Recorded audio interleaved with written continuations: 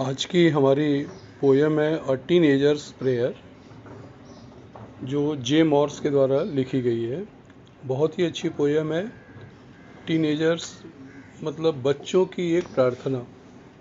आप लोग इस कविता को, और एक बड़ी छोटी सी बात है कि हम लोग प्रार्थना भी किससे करते हैं? भगवान से।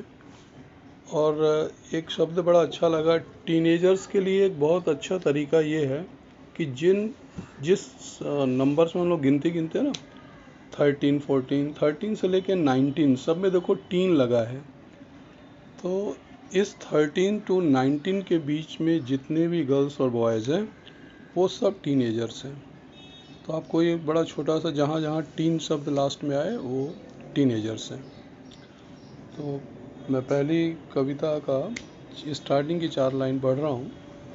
Each day brings new beginnings, decision I must make, I am the only one to choose the road that I will take. छोटा सा पहला काम हमारा ये है कि हम लोग थोड़ा राइमिंग देख लें, तो मेक और टेक मिल जाएगा तुम्हें। फिर आप एक प्रश्न भी करते हैं कि सर राइमिंग स्कीम कैसे पता चलेगी? तो ये पहले स्टेंजा की चारों लाइन देखो, एक दूसरे से मिलती नहीं रहेगी, दूसरी और चौथी लाइन मिल रही है। तो इसमें राइमिंग स्कीम होगा ए बी सी बी।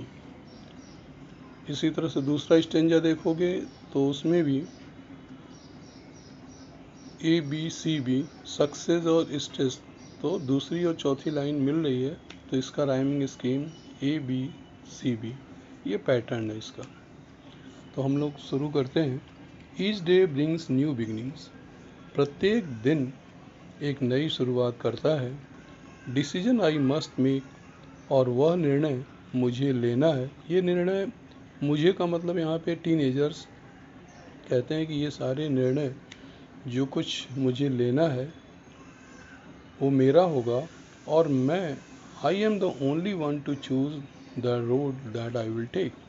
यहाँ पे रोड का मतलब है कि जिस दिशा को मैं जाना चाहूँगा, उसको चुनने का पूरा निर्णय मुझे ही लेना है। I can choose to take the road of life, और मैं चुन सकता हूँ अपने जीवन की दिशा को, जो हमारे जीवन की दिशा जिस तरफ मुझे ले जाएगी। और ये जीवन की दिशा दो तरफ जाती है, एक सफलता की तरफ और एक असफलता की तरफ। आपके लिए बहुत अच्छा ये जो समय है आप टीनेजर्स का, वो जब कल का निर्णय किस पर होता है? आज पर। इसीलिए हम लोग आज कल बोलते हैं ना। तो सबसे पहले आज जैसा होगा उसी तरह से उसकी भूमिका, कल की भूमिका आज बनाती है। तो धीरे धीरे आप अपनी सफलता को पाएंगे। तो I can choose to take the road of life that leads to great success, वो रास्ता मुझे सफलता की तरफ भी ले जाएगा। और travel down the darkened road, और यहाँ पे डार्केंड का मतलब अंधेरा, अंधेरी की तरफ का मतलब है ऐसा समय जब आप सफल न हो। सफलता नहीं मिलने पर एक निराशा होती है, और एक शब्द दिया है that leads to great distress. Success और डिस्ट्रेस एकदम राइमिंग है। तो एक तरफ सफलता है और एक तरफ हम डिस्ट्रेस में, यहाँ पे बड़ी चिंता का विषय होगा। इस दिशा में भी हमारा रास्ता होगा, चला जाएगा, लेकिन हमको चुनना है सफलता के रास्ते पर।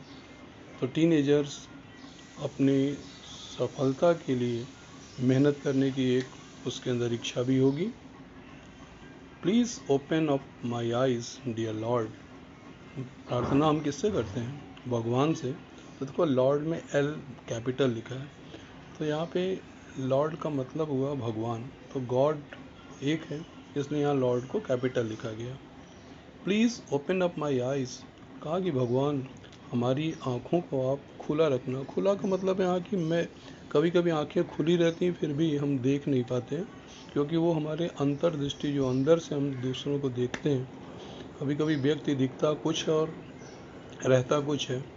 तो प्रार्थना एकदम सटीक किया इस पोएट ने, एक टीनेजर बनकर, कि please open up my eyes, dear Lord, that I might clearly see, जिससे मैं अच्छी तरह से स्पष्ट रूप से देख सकूं कि सामने क्या वस्तु है, इसमें मुझे कोई संदेह न हो।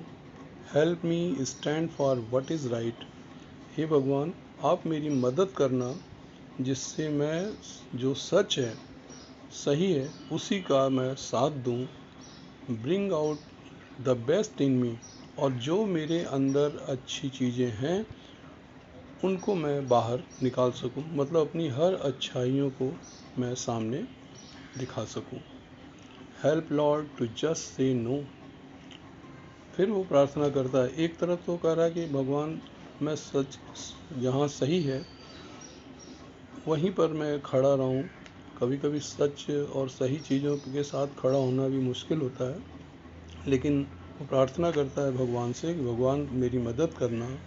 हेल्प लॉर्ड, कभी कभी लॉर्ड का विच मीन पूछा जाए तो गॉड हो जाएगा, GOD। To just say no when temptation came my way.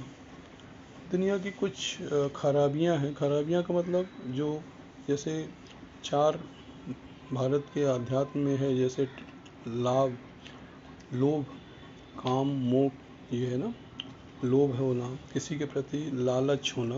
When temptation कम माई वे, जब लोभ हमारे रास्ते पर आ जाए और वो लोभ सही दिशा को हमें नहीं, क्योंकि लोभ अगर हमें है तो हम गलत चीज़ों पर भी चले जाते हैं। That I might keep my body clean, और कहा कि इस लोभ को मैं, जो हमारे अंदर है, उसकी तरफ मेरी दिशा न हो।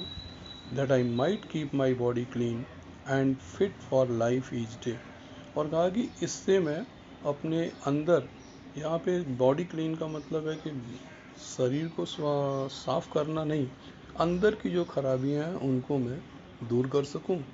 And fit for life each day, और जिससे मेरा प्रत्येक दिन, और प्रत्येक दिन के लिए मैं अपने आप को ठीक ठाक रखूं, फिट रखूं, मानसिक और शारीरिक दोनों। अब इसमें अगर आप चौथे स्टेंजा में भी देखो तो क्या देखो, ABCB पैटर्न आ रहा है, तो आपको लगेगा नो, वे, क्लीन और डे। तो आपको B दूसरी और चौथी लाइन एक जैसी लगेगी, तो इसमें पैटर्न आएगा ABCB। इस पूरी पोएम में यही पैटर्न है ABCB का। When my teenage years are over, I know that I will see, और फिर अंतिम लाइन में, अंतिम स्टैंजा में प्रार्थना करता है कि When my teenage years are over, कहता है कि जब मेरा ये टीनेजर्स का समय समाप्त होगा, जब मैं इस 19 साल के बाद भी अगर मैं आगे बढ़ूँगा, मेरी उम्र आगे बढ़ेगी, तो I know that I will see, तब मैं देख सकूँगा कि that life is lived it's very best. जो मैंने जीवन ये टीनेजर्स के रूप में बिताया, ये मेरे जीवन का सबसे अच्छा समय था। विथ यू वॉकिंग नेक्स्ट मी, क्योंकि आप मेरे साथ में रहें। और इस तरह से हमारा कवि भगवान का साथ हमेशा पकड़े हुए है, और वो कहता है कि भगवान जो रास्ते हमें दिखाते हैं, उस रास्ते पे अगर हम चलते रहेंगे तो ज़रूर हमें सफलता मिलेगी, वहाँ पे असफल होने का कोई भी चांस नहीं रहेगा। तो दैट लाइफ इज़ लिव्ड, और अंतिम उसकी जो 2 लाइनों में उसकी प्रार्थना ये है कि सबसे अच्छा समय जो उसके टीनेजर्स के रूप में बीता, क्योंकि भगवान आप मेरे साथ में रहे, और मैं ऐसा मानता हूँ कि ये मेरी ज़िंदगी का सबसे अच्छा स्वर्णिम समय मैंने बिताया। और इस कविता में कुछ शब्द दिए रहेंगे, डार्क एंड डिस्ट्रेस, टेम्पटेशन, ये तीनों शब्दों को आप अपनी नोटबुक में भी लिखें, और इसके प्रश्न उत्तर मैं अलग से इसके साथ भेज दूंगा। धन्यवाद।